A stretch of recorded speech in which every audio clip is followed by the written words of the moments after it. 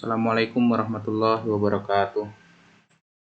Perkenalkan, nama saya Febriansyah, NPM 2017 435000123. Di sini saya akan mempresentasikan tugas akhir saya yang berjudul Rancang Bangun Aplikasi Pembelian dan Penjualan Barang pada CP Sriwijaya Elektrik. Pertama-tama, di sini kita coba buka dulu SAM-nya, kemudian kita klik Start. MySQL-nya juga kita klik Start. Oke, selanjutnya langkah selanjutnya kita buka jar-nya 2 kali.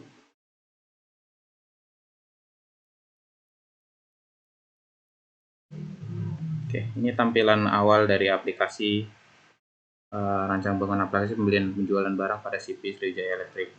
Sebelum saya masuk ke presentasi, pada kesempatan yang baik ini, izinkan saya menyampaikan rasa hormat dan ucapan terima kasih kepada semua pihak yang dengan tulus dan telah memberikan bantuan dan dorongan kepada saya dalam menyelesaikan tugas akhir ini, terutama kepada Bapak Profesor Dr. Haji Sumaryoto selaku Rektor, Bapak Insinyur Haji Supardi selaku Dekan Fakultas Teknik dan Ilmu Komputer, kemudian Ibu Ati Ernawati selaku Wakil Dekan, Ibu Mei Lestari selaku KA Prodi, kemudian Ibu Wayan selaku Sekretaris Prodi Teknik Informatika, dan terkhusus untuk kedua dosen pembimbing saya, yaitu Bapak Nur Alam Arifin selaku dosen pembimbing materi dan Bapak Mahyudi selaku dosen pembimbing teknik. Serta juga saya ucapkan terima kasih kepada jajaran pimpinan dan staf CP Sriwijaya Elektrik yang telah membantu saya menyelesaikan tugas akhir saya ini. Baiklah, ini langsung saja saya masuk ke aplikasi. Di sini tampilan awalnya CP Sriwijaya Elektrik, kemudian kita masukkan username-nya, admin, kemudian admin,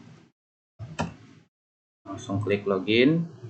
Sini akan muncul di message sukses Anda masuk ke menu utama, tinggal diklik OK saja. Nah, maka kita akan masuk ke menu utama.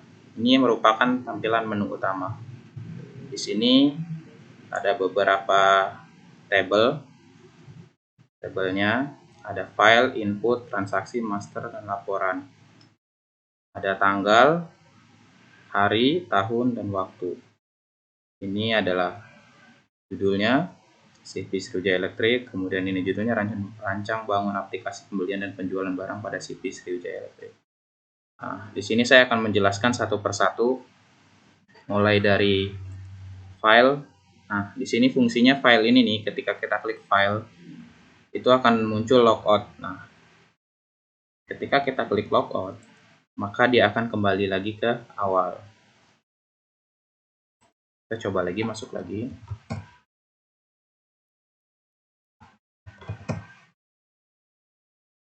Oke, sukses, masuk lagi. Nah, kemudian yang selanjutnya yaitu ada tabel input. Di sini tabel input ini ada jenis barang, kemudian barang, supplier, jadi ada 3 fungsinya. Jenis barang, nah ini jenis barang ini ada beberapa field, ada kode jenis, kemudian jenis barang. Di sini kode jenis itu misal KJB 01 nih, jenis barangnya peralatan listrik. Kalau KJB 02 itu jenis barangnya perlengkapan rumah. Nah, di sini kita coba nih, misal nih kita mau tambahin nih KJB 03 misal. Kita akan mencoba untuk menambahkan jenis barang, misalkan perabotan. Misal aja ini ya, perabotan elektrikal misal. Oke, tinggal kita simpan. Nah, maka data akan berhasil nih tersimpan nih di sini. Nah, sekarang misal nih gimana nih kalau misalkan kita mau ubah nih, misalkan KJB 01 itu bukan peralatan listrik nih. Maka kita bisa rubah di sini. Kita klik kode jenisnya atau jenis barangnya, kemudian tinggal kita rubah aja nih. Misal nih di sini nih. peralatan apa gitu. Ini kan udah ada rumah ya, peralatan saja misalkan. Nanti kita tinggal ubah aja, maka dia akan terupdate. Jadi KJB 01 dia akan terupdate dari jenis tadi peralatan listrik, sekarang jenis barangnya peralatan. Kembalikan lagi biar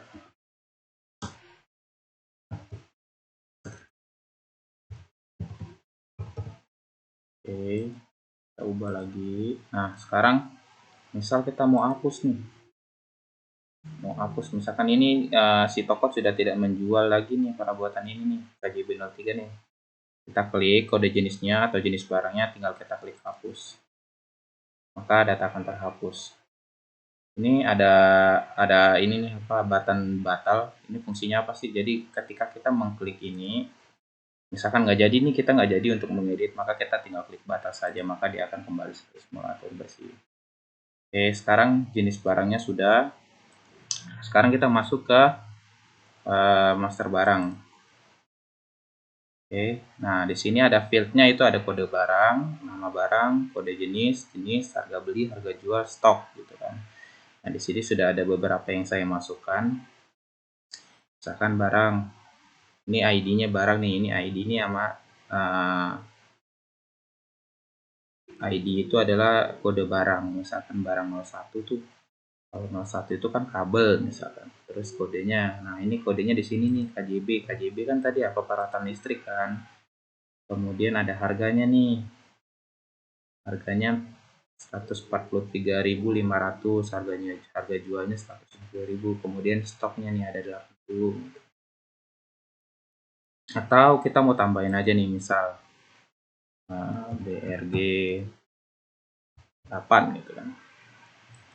Nama barangnya misal Philips, misal stop kontak. Nah, oke, stop kontak kita masukin.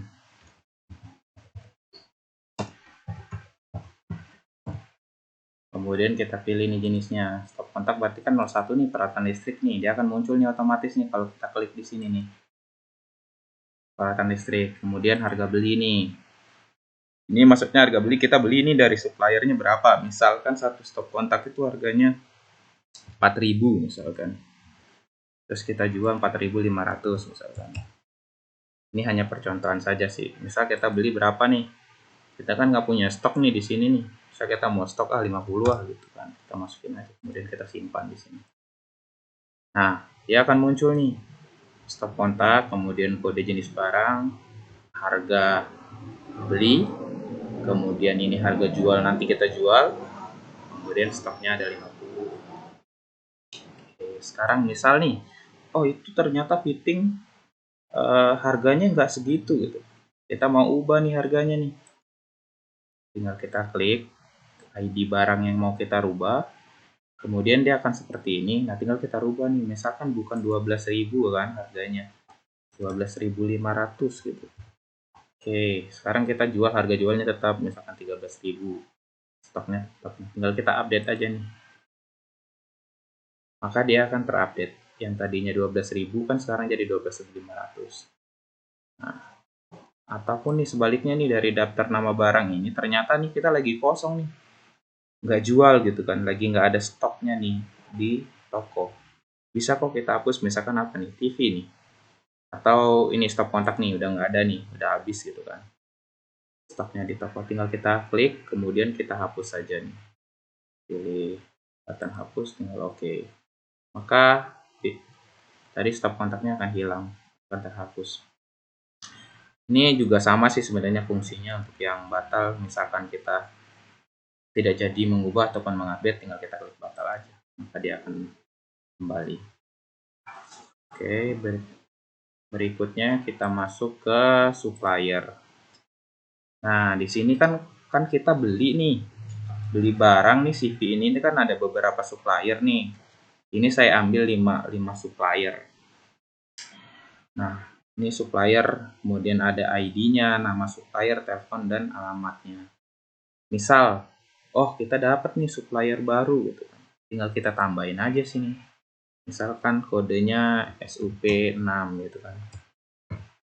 Namanya apa nih? PT apa gitu? PT Dirgantara misalkan.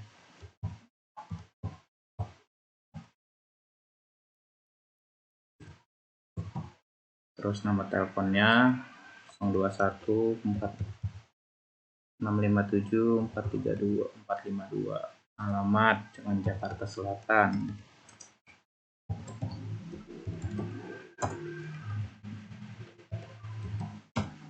Oke, kita simpan nih di sini. Maka dia akan menambahkan. Karena sudah tersimpan dari 5 menjadi 6. Sekarang misalkan nih, oh ini update nih nomor teleponnya, nomor telepon si Snyder itu bukan itu lagi misalnya. Sekarang kita tinggal rubah aja. Kita klik, kemudian kita ganti nomor teleponnya misalkan jadi 021 666 777 misalkan. Sekarang kita ubah, maka dia akan terupdate nomor teleponnya. Begitupun nih, misalkan kita sudah tidak pernah belanja atau memang tidak rekanan lagi dengan supplier. Misal tadi itu Dirgantara tuh kita udah nggak pernah belanja lagi tuh di supplier Dirgantara nih, di PT Dirgantara. Maka bisa kok, tinggal kita hapus saja misalkan. Kita hapus, maka dia akan hilang. Kemudian untuk button batal ini sebenarnya sama sih. Kalau misalkan kita mau ngubah, ternyata tidak jadi gitu, tinggal kita klik batal, maka dia akan membersihkan semua yang ada di file. Oke, sekarang kita masuk ke transaksi nih, menunya transaksi nih. Sini ada pembelian, penjualan, dan retur. Kita coba yang pembelian nih. Di sini di menu pembelian, di situ ada beberapa field nih. Ada nomor pembelian, kemudian kode supplier, nama supplier, kode barang, nama barang, harga beli, kemudian tanggal, stok, jumlah gitu kan. Kemudian subtotal. Nah, kalau tadi kan supplier ya, sekarang pembelian kita coba nih. Kita masukin nomor pembeliannya 005 gitu. Kode suppliernya 5 gitu. Ini kan nanti akan muncul nih nama suppliernya nih. Kita pilih jenis barangnya 5. Kita kan belinya 17.500 gitu kan. Di stok kita itu ada 53 kan. Kelihatan nih di sini. Misal yang beli itu cuma 3 gitu. Nah, kita hitung di sini nih. Ya kan, 17.500 dikali 3, maka subtotalnya segini. Jangan lupa kita masukin nih tanggalnya supaya nanti akan kelihatan mencarinya lebih mudah. Kan tanggal hari ini tanggal 15 Agustus. Kan jadi di sini juga muncul nih totalnya. 52.500. Maka kita akan tambah, ini akan muncul. Kemudian kita simpan nih transaksinya gitu kan. Maka data akan tersimpan. Nah, untuk melihat data ini kita bisa masuk ke sini nih. Pembelian. Nih. Sini.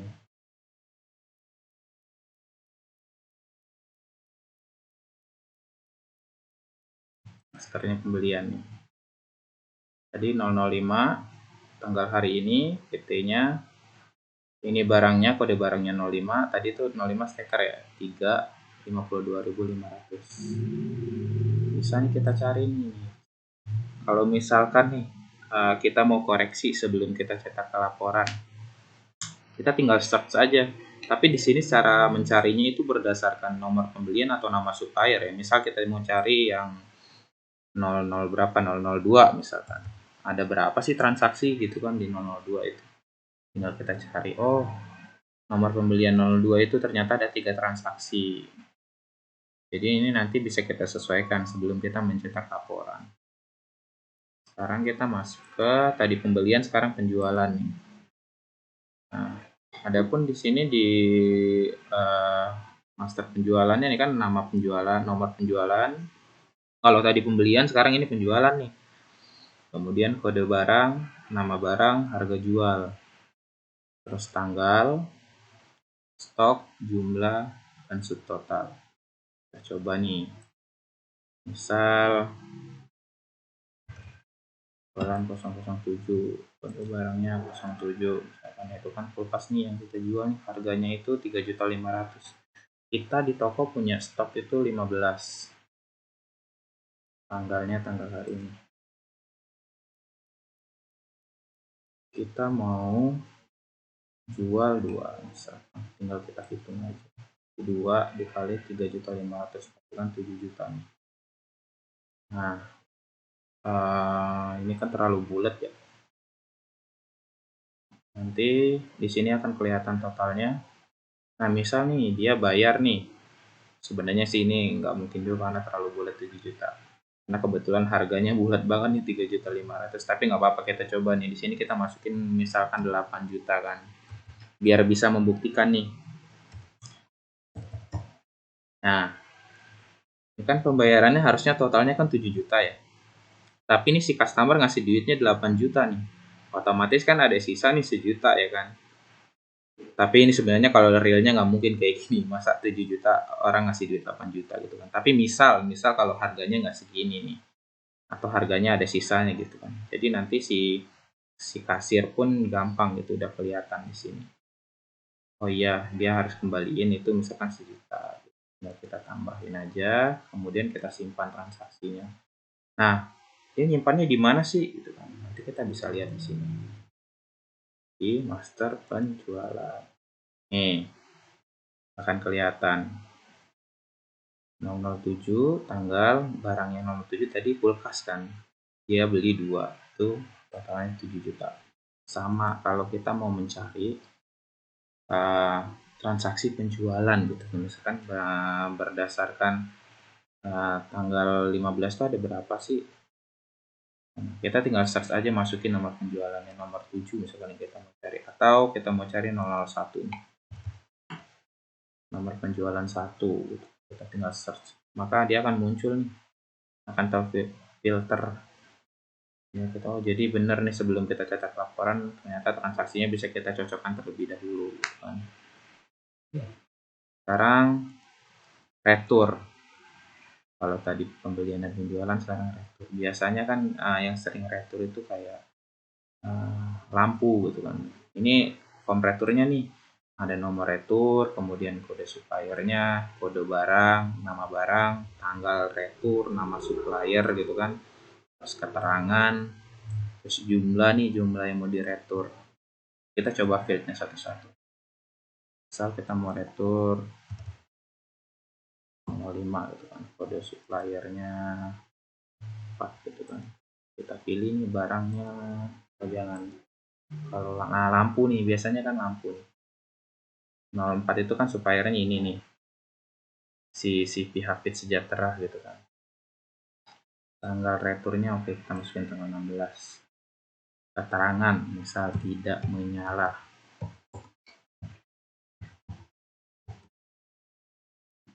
jumlah nih, jumlah yang mau diretur gitu berapa, misalkan 3 gitu kan, tinggal kita tambah aja nih.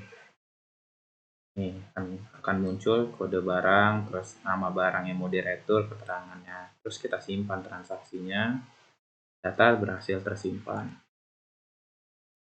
Nah, untuk melihatnya sekarang kita masuk ke master retur. Nah, ini yang kita masukin nih tadi nih, nomor returnya 05, kemudian tanggal tadi tanggal 16, terus suppliernya kelihatan di sini, CCTV Hafid Jaya Sejahtera, kode barang jumlahnya 3, keterangannya ada di sini tidak menyala gitu kan.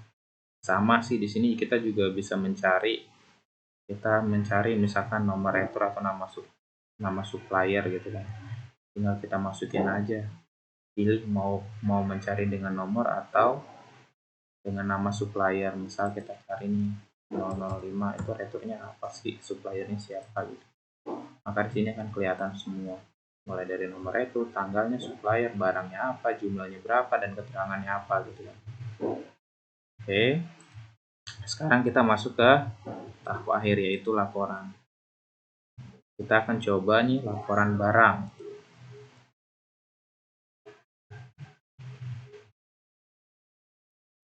Oke, Nah, ini kan laporan barang nih. Tadi kan kita sudah input barang ya kan. Di sini di laporan barang ada logo perusahaan, nama, alamat, kemudian di sini ada ID barang-barang yang kita input tadi, ada nama-nama barang, terus kode barangnya, kemudian harga kita beli, dan kini harga kita jual. Nah, ini stok yang ada di toko kita nih. Dan tidak lupa juga di sini ada tempat, hari, tanggal, bulan, tahun, dan penanggung jawab atau yang menandatangani laporan ini. Laporan juga bisa dicetak, kita tinggal klik print atau bisa juga kita save. Kalau misalkan kita tinggal kita ganti, kita kasih nama file, kita klik PDF misalnya kalau kita mau simpan. Oke, sekarang laporan barang sudah, kita coba laporan supplier. Nah, di supplier juga sama nih, sesuai dengan yang ada di supplier kita. Jadi di sini laporannya. Di sini ada logo perusahaan, kemudian nama, terus ada alamat perusahaan, ada ID supplier, nama, nomor telepon, dan alamatnya. Kemudian di sini juga jangan lupa nih, tempat, hari, tanggal, bulan, tahun, dan penanggung jawab atau yang menandatangani. Kebetulan di sini menandatangani itu Rektur Sari ya, karena memang beliau yang biasa mengelola administrasi. Di sini juga bisa dicetak atau juga bisa kita save nanti jadiin PDF. Sekarang pembelian. Ini adalah data-data yang tadi pembelian. Tadi kan di master udah kelihatan tuh, sekarang di laporannya nih. Karena kan udah dicocokin master. Udah dikoreksi juga gitu kan. Udah sesuai, tinggal kita cetak nih laporannya nih. Di sini di laporan juga sama. Ada logo perusahaannya, nama perusahaan, kemudian alamat. Ini biasa kayak pop. Terus ada ID, tanggal beli, terus nama, terus kode barang, jumlah, terus subtotal. Sini juga tempat, hari, tanggal, bulan, tahun, penanggung jawab yang menandatangani. Bisa di print. Kalau misalkan mau cetak, tinggal klik aja. Atau kalau mau di save juga bisa. Kita jadiin PDF, tinggal kasih nama file, kita pilih PDF. Oke, sekarang masuk ke penjualan. Nah, ini kan barang-barang penjualan, laporan data penjualan. Sini juga ada logo, nama, alamat, kemudian ada ID penjualan, tanggal penjualan, terus kode barang, jumlah. Ini tadi kan kulkas nih, kan tadi satunya 3,5, 3.500.000, jumlahnya 2, berarti subtotalnya 7 juta gitu kan, sesuai dengan yang kita masukin tadi. Kemudian tempat, hari, tanggal, bulan, tahun, penanggung jawab. Bisa kita cetak ataupun kita save. Tinggal kasih nama file, ganti ke PDF. Yang terakhir yaitu masuk ke laporan retur. Nah, tadi kan ada 2 tuh yang retur. Di sini akan muncul nih kelihatannya. Sama seperti yang tadi, di sini juga ada logo, nama perusahaan, alamat, kemudian ini nih data-data returnya nih. Ada ID, ada tanggal retur. Tadi kan kita masukin tanggal 16 tuh. Kemudian nama suppliernya, kode barang yang mau diretur, jumlahnya, keterangannya apa. Ini kan karena tadi lampu ya, tidak menyala keterangannya.